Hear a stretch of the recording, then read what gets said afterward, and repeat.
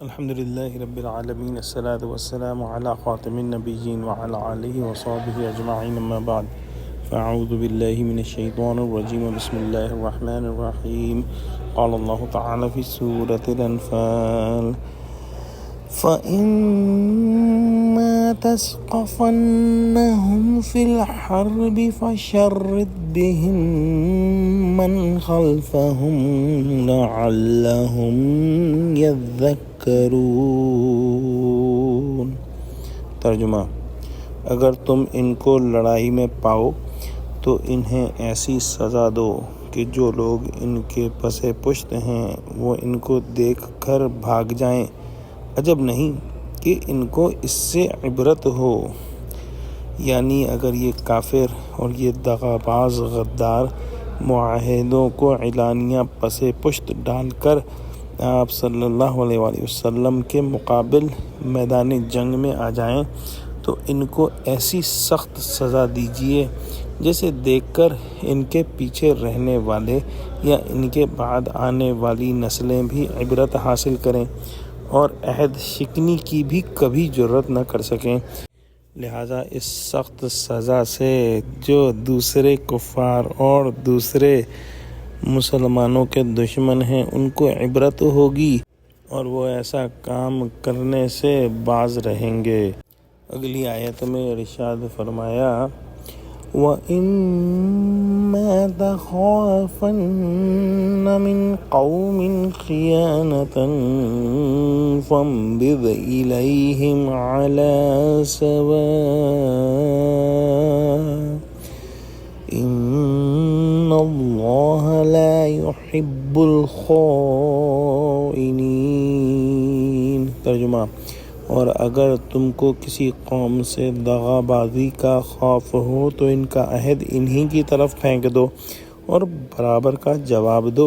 کوئی شک نہیں کہ خدا دغا بازوں کو دوست نہیں رکھتا۔ لہٰذا اللہ سبحانہ وتعالی اس آیت میں ارشاد فرماتا ہے کہ اگر کوئی ایسی قوم ہے جس نے ابھی تک اعلانیہ دغا بازی نہیں کی ہے، ہاں آثار و قرائن بتا رہے ہیں کہ عہد شکنی پر آمادہ ہے، تو آپ صلی اللہ علیہ وسلم کو اجازت ہے کہ مصلحت سمجھیں تو ان کا عہد واپس کر دیں اور معاہدے سے دستبرداری کی اطلاع کر کے مناسب کارروائی کریں تاکہ فریقین پچھلے معاہدات کی نسبت شک اور اشتباہ میں نہ رہیں، دونوں مساویانہ طور پر آگاہ اور بیدار ہو کر اپنی تیاری اور حفاظت میں مشغول ہوں، آپ کی جانب سے کوئی چور اور خیانت نہ ہو، سب معاملہ صاف صاف ہو۔ اللہ سبحانہ وتعالی خیانت کی کارروائی کو خواہ کفار کے ساتھ ہو پسند نہیں فرماتا۔ سنن میں روایت ہے کہ امیر معاویہ رضی اللہ تعالیٰ عنہ اور روم میں میعادی معاہدہ تھا۔ میعاد کے اندر امیر معاویہ نے اپنی فوجوں کو روم کی سرحد کی طرف بڑھانا شروع کیا۔ مقصد یہ تھا کہ رومیوں کی سرحد سے اس قدر قریب اور پہلے سے تیار رہیں کہ میعاد معاہدہ گزرتے ہی فوراً دھاوا بول دیا جائے۔ جس وقت یہ کارروائی کی جا رہی تھی، ایک شیخ سواری پر یہ کہتے ہوئے آئے اللہ اکبر اللہ اکبر وفائی لا عذرن، یعنی عہد پورا کرو، عہد شکنی مت کرو۔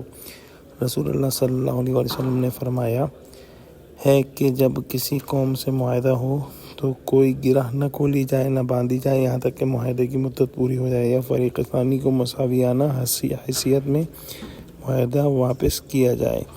معاویہ کو جب یہ خبر پہنچی تو الٹے پاؤں واپس آ گئے، پھر جو دیکھا تو وہ شیخ حضرت عمرو بن عنبسہ رضی اللہ تعالیٰ عنہ تھے۔ دعا کرتے ہیں کہ اللہ سبحانہ وتعالی ہم کو قرآن کا فہم عطا فرما، ہم کو سچوں سے جوڑے اور صراط مستقیم پر قائم فرما دے، آمین۔ وآخر دعوانا الحمد للہ رب العالمین، والسلام علیکم ورحمۃ اللہ وبرکاتہ۔